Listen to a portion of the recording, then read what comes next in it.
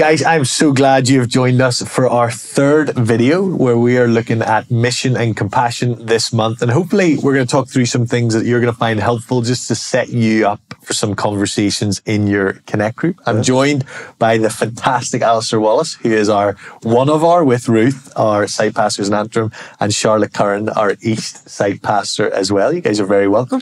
Thanks. Thanks for joining us. We've had some great conversations, Laura and Carl, in our previous videos. We're going to be looking at Ruth chapter 2 today, and what's been introduced is this idea of Hesed. Okay, and we're looking at God's Hesed lived out through us, and this is pulling out some nuggets for us at the minute, which has been really cool. As we start into this series, as we start into this part around chapter 2, we're going to be looking at the people who may associate with the margins. We're going to be talking about the margins, people who live their life going to the margins. Charlotte, when you hear that and think about that, who is somebody that you've seen sort of live their life in the margins? Maybe unpack that a little bit for us. Yeah, I think more and more recently I have become increasingly uncomfortable with the idea of the margins at all, because what that does when we talk about the margins is we're saying there is a story that's happening in the centre, and then there are people who are outside that story. And I think actually what Jesus models is not going to the margins. He models the fact there are no margins to the story.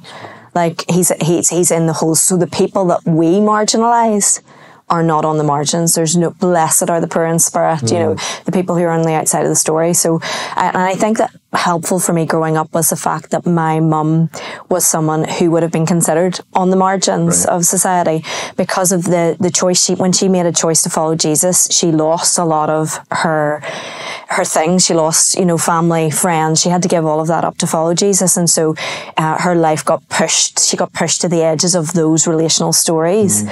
And I think as a result of that, my mum never had the concept of people who were on the margins. There was nobody who she thought, oh, there's somebody I ought to reach out and help. Yeah. It's like, these are all people who are not just worthy to be loved, but have something to offer our lives. Yeah. So our home was like a train station. There was just people coming and going all the time. And she modelled for me what it is. And I wish I was more like her, to live a really open life. She never clung to anything. She didn't have anything to cling to, and so I think from a very early age, I learnt that though in society I could see there is a centre and there is a margin, in the story of Jesus, there's not. Everybody's in the story, whether we realise it or not. Yeah. And so that was modelled for me by her, I think, in the way that she interacted with people, I love that you just said that. I think we were agreeing that there's nobody on, the margins aren't actually a thing. Yeah. We need to debunk that. We need to remove that. That is so significant. So when your mum didn't see people like that, no. It was just I love his train station, right? Coming and going, which is brilliant. Would you add anything to that? Is somebody you would know or so? I think probably in the CFC context, people I would have looked up to, like Hugh and Aileen Jervis. Right. Sadly, Aileen passed away recently, but I had the privilege of sort of working with them abroad and just watching them how they dealt with people. Really? No preconceived ideas about people. They just received people as they found them. Just the way they were able to work with people of different nationalities, different cultures all the time, and just be themselves completely, just continually just showing love to people. They were an amazing example to watch and say. So people like out there, I would say, those are the people I would point to.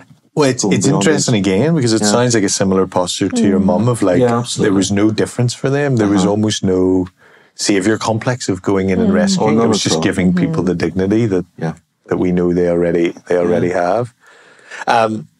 I'm excited about Ruth chapter 2 here because this is exactly what we're talking about. Is someone who we got introduced to this concept in the last chapter, someone who is on the margins, who was seen as a foreigner. Ruth shows this unbelievable loyalty to Naomi, which actually challenges us in the church, where we're like, are we the ones who are living out Hesed? Sometimes it's so often others, and how are we learning from them?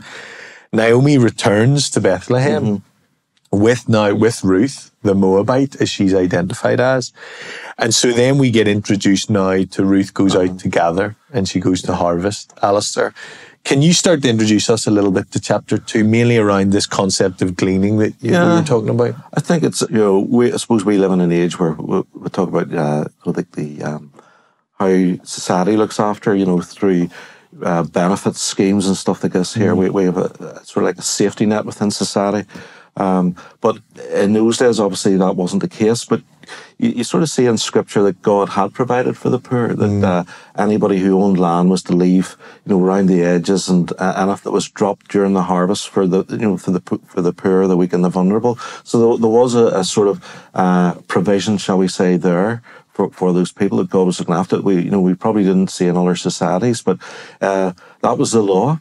And they were required to do it. Now, probably the only example we see of in Scripture that happens is where Boaz is doing that. He allows people to come into his field and do that. So it's a great example of it being lived out. So I suppose at the very start, he is fulfilling the law, his lawful requirement to look after people. And so I suppose in those days, you think of us, even the church, we think, we tithe and we give alms, and that's great, and that's our part. And Boaz could say, yep, I've done my bit. And he's doing all that. And then we were introduced to Ruth going into the field, and she's cleaning, and she gets noticed. Now, we're not told why he notices her. There was almost a little element of, I don't know if you think this, about, is there a wee romantic thing that he sees something? But it's even interesting language he uses, because he says, who does this woman belong to? And again, it's probably a cultural thing that women were almost seen as possession. And so Scripture's describing how the scene, without saying that's right, but he has viewed her, and she's identified straight away as a Moabite. So we've got this sort of almost racial sectarian undertone. She's a Moabite, but she's okay. And I think it's somehow we treat people sometimes, well, they're the other, but they're sort of okay because they're doing the right thing. And that's how we give them acceptance. But I think there's very much of, she is that Moabite, Absolutely, and that's key throughout the story, isn't it? Keeps recurring through. So and I suppose it's a challenge to all of us in our own country, where it's sectarian or racial. How do we view the other? Is the first thing we see in them is a difference in skin tone, or a difference in their culture, whatever? It's how they're different from us, rather than actually, here's this fantastic woman doing this great stuff. We're not seeing her great actions. First of all, we're giving her a label. That aspect of Boaz giving out his and allowing people to come and harvest from that, he goes above and beyond, doesn't he? Absolutely. Well, we'll see later on in the text. But even some of the things that she says, I think it's very sort of challenging. Just put my glasses Get the glasses on. Yeah, get the glasses on. So that's my age. It says, she says, may I continue to find favour? Because he allows her to carry on. He offers her some protection, but to stay in. He realises how vulnerable I think she is in the situation, because she's come in from from another country. Nobody really cares about a Moabite in the land of Israel, let alone even looking after their own people. Because I think at the start, it's this idea, it's a time when there was no king and people just did what they liked. So you sort of think of how even society was looking after their own people, let alone those outside. And so I think she's particularly vulnerable. But she says, you've put me at ease by speaking kindly to your servant. And just even that, how we speak to people, is very challenging. Are we putting people at ease, by our kindness, or are we making them at ill at ease because we see the difference? So I think there was a huge challenge in what Boaz has done there already. Yeah. I mean, Charlotte, that idea of kindness of words, going above and beyond, being other-centered, is hard to live out. It's hard to embody, as you're saying. And we have unique challenges in Northern Ireland to do that. Right? What are you seeing in that as Alistair shares there, and what he's saying? Yeah, I think that it goes deeper than we realise, because I think the reality is, and we see that throughout the whole story of Ruth, is there are people in the story who want to cling to what they have and are afraid of that being interrupted. We'll see that with the other kinsman redeemer option later. And then there are other people who seem to open up their lives and what they own so that other people can join them inside their lives. They make space for people in their lives. And I think there is an issue around, particularly in the West, we highly value material goods. So the things that we own are our treasure. And so in order to invite other people into that space, we have to share our treasure. Therefore, by default, we have less because we've had to give some away. So here, Boaz is pulling up stalks and letting Ruth, but if Ruth takes it, he has less. But in the kingdom, treasure isn't stuff, it's people. So actually, the more people are in our lives, the more treasure we've amassed, you know, the wider our lives are. And it's like in Proverbs where it says the lives of the generous are bigger and bigger because they're getting more. Because there's more people, and people are the treasure in the kingdom. Like Christ gave his life for people, but because we no longer understand what really matters and what's really important, we hold on to stuff and exclude people because we don't want to share our things. We're like kids with our toys. We don't want to share our things. And I think for me, that's a challenge. You know, sometimes I value things that aren't valuable in the kingdom. You know, my value system is all off. So sometimes I value, you know, my own space more than I value a human being that carries the breath of God in them. Yeah. You know, I'm like, why wouldn't I want that in my life? So I actually think the Spirit needs to do something really deep in the inside of us in our culture to realign what is treasure. And how do I amass real treasure? Because where your treasure is, that's where your heart is. And therefore it's easy to give. You know, it's easy to give when you understand, oh, but this person's the treasure and I've just gained a friend. There's nothing more precious than that. It is. I am challenged again by what you're both saying in the aspect of we are being transformed into the Hesed. God's Hesed is lived through us. The danger is this can become conceptual to us. It's great theology, right? God is amazing, but no, he wants to live this out through us. What stops us what are some of the barriers to the lifestyle you're talking about that we see in Boaz here? Right, like as we think about our church and our multi-sites and the you know, people that are watching and listening, but also for us, what are some of the challenges that can stop us?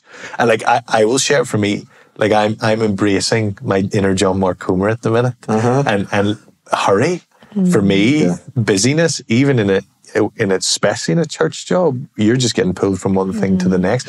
I don't have time to notice people. I don't have time to spend, you know, like you're saying, my space is so important. I need my Sabbath time as well, guys. Come on, like my practices.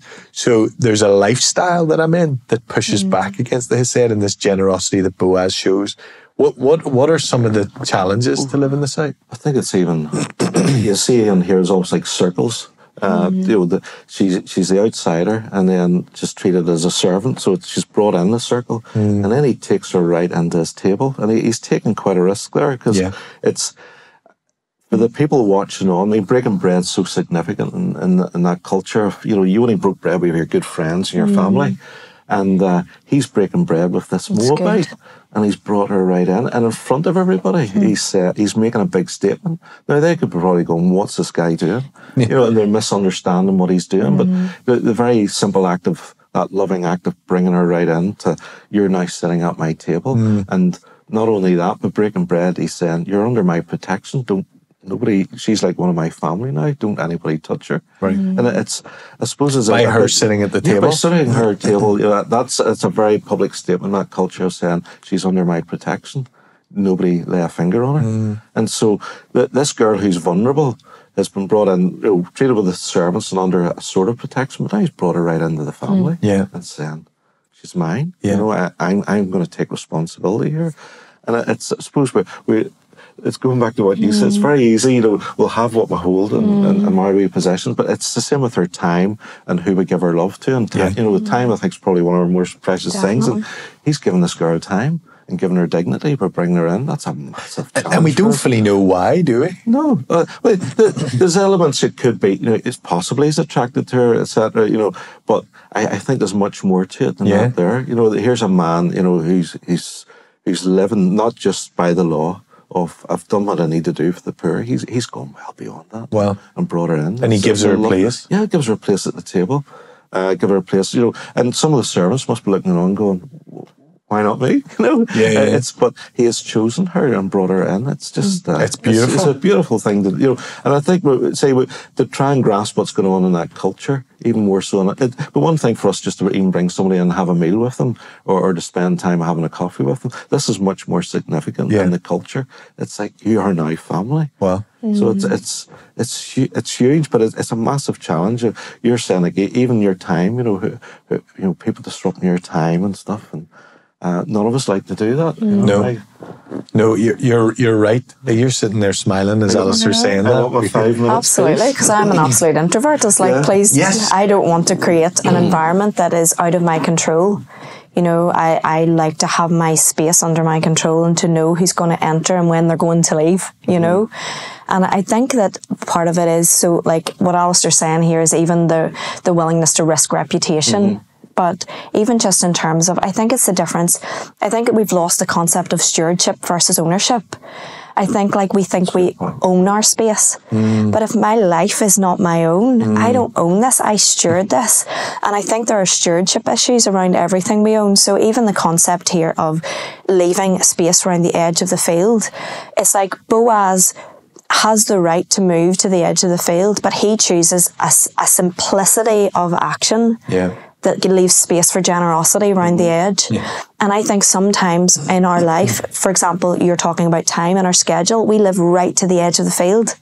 So we have scheduled so much into our days. It's like, I've got 24 hours, I'm going to fill them right to the max. So I'm living right to the edge of my field. There is no space for anyone to enter, because if someone enters, that pushes back this meeting, this meeting, this meeting, this meeting. I'm exhausted at the end of the day. I don't have time. And we've forgotten, I have forgotten that this day belongs to Jesus. And if I don't begin to schedule myself in such a way that I live well within my means in terms of time, energy, finance, gifting, that there's lots of extra, then I have no capacity for generosity. It's just not that. There's no wiggle room, there's no margin to give anything unexpected to people who can come across my path. And I think it's not that people don't want to be kind. I think genuinely we all want to be kind, good-hearted people. It's just, I think it's a stewardship issue. We're just living too close to the edge, and we need to learn how to pull that back in, so that if at the end of the day we have a couple of extra hours, that's a good thing. It's a good thing. And I think people, you've got one aspect where I'm talking about hurry and time, but also recognizing what we do have to give away. Like I'm thinking about some young adults that are listening, students that are listening, and recognize, you know, or even people further on in the journey. Just sometimes you've got two ends of the spectrum where some people will be like, I don't have much to give. Like, how can I be generous? But I think even giving time to somebody is quite a major thing. I give you an example.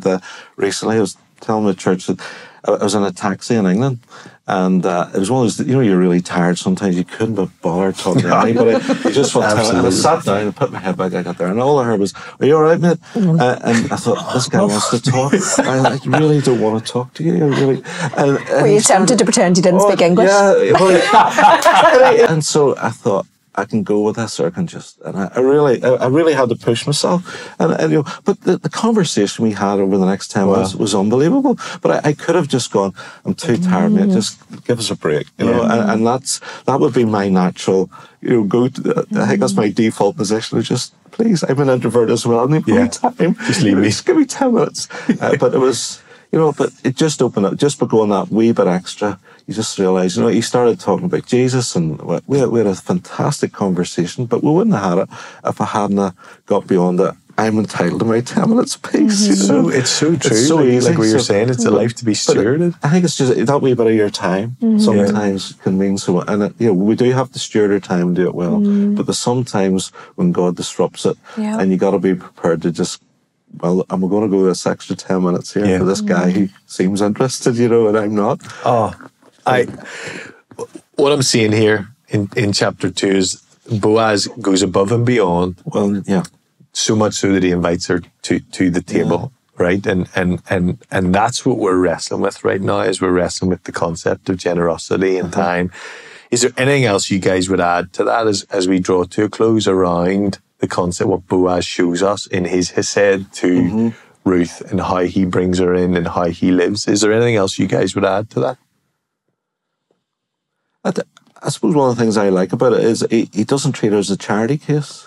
He allows her to work, but he allows her to work within the confines of protection. And you know, so he gives her dignity and worth by doing that. You know, so she feels she's doing something for it, but it's under that protection. She's not vulnerable anymore. But he could have just said, "Here's a stack, go and give that to your mother-in-law." He could have done that, but he hasn't. He's given her the dignity of the position she's in. You need to stop talking right now, because it is so challenging when you throughout this whole it is though. He goes, you're right. He could have just given her what she needed, and that would have been the easy thing to do. You need to stop talking. Well, sorry. It's too challenging. No, but it is very challenging for all of us. Absolutely. I think for a lot of us, especially if you're around church, well, I've done my tithe and done my alms, I've done this, and thanks very much. I'll close the doors and put the fire on. Thank you very much. And what's the hard posture in that? It's let me just do what I need to do to sort of be doing enough. Mm-hmm. It's the wrong posture. Boaz is pushing us that wee bit further, isn't he? Yeah. And God is too, because actually Ruth has so much agency in this story. Even though it looks like she shouldn't have any. It's the fact that she goes to the field, she makes the first move. So sometimes we can feel like we have no agency over our lives, but actually God is showing us here, this young woman in my story, she has agency. Brilliant. You know, she has a part to play. She's a participant. She's not just being carried along in a story. She's a participant in it, you know. But why? So you bring that up, like what... land that, like what does that look like? So are you speaking mainly to somebody that feels like they are in the margins and Ruth comes right in, she seeks out the provision? Is that what you're saying in that? I suppose what I'm saying is this story is this beautiful combination of backing and forthing, and I think that that's what community is supposed to look like. Right. It's not supposed to look like one person giving, one person receiving. That's brilliant. It's meant to be a back and forth, and everyone in this story is a recipient, but also someone who is given. Yeah. Naomi gives advice. Ruth gives, her life to Naomi. Boaz, everybody's giving and everybody's receiving. Yeah. That's the way the story is supposed to go. Yeah. It's not hierarchical. So no. Everybody has agency. Yeah. Brilliant. Thank you for saying that. Thank you guys so much. Hopefully this sets you guys up for some really good conversations around mission and compassion. Don't forget to check out thisiscfc.com/compassion or /mission just to see how you can get involved locally at your sites, but also globally, how we as a church are supporting people and just lifting our eyes up to see the need out there. Thank you guys very much for joining us for our third part. All the best. See you next week.